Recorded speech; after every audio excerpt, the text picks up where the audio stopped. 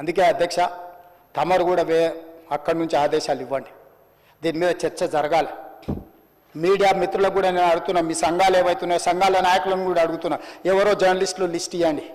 Journalist అనే పదానికి definition ఏందో ఇవ్వండి, ఆ లిస్ట్ ఇవ్వండి. ఆ లిస్టులో ఉన్నోళ్ళు ఇట్లా తప్పు చేస్తే ఏం శిక్షిస్తారో మీరు నిర్ణయించండి. ఆ లిస్టులో లేనోడు జర్నలిస్ట్ కాడు, జర్నలిస్ట్ కానోడిని క్రిమినల్ కిందనే చూస్తాము.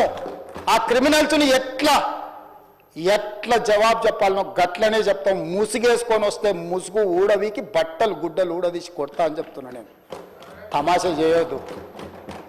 నేను కూడా మనిషిని, నాకు చీమునెత్తురుంది.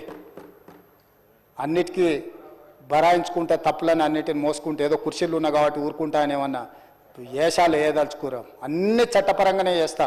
చట్టాన్ని పరిధి నేను దాటను. ప్రతిదానికి శిక్ష ఒక విధానం ఉంది. ఏది కూడా పరిధి దాటను, ఎందుకంటే నేను ముఖ్యమంత్రిని. చట్ట పరిధిలోనే అన్ని శిక్షలు ఉంటాయి. జర్నలిస్టులకు కూడా నా సూచన, ఎవరు జర్నలిస్ట్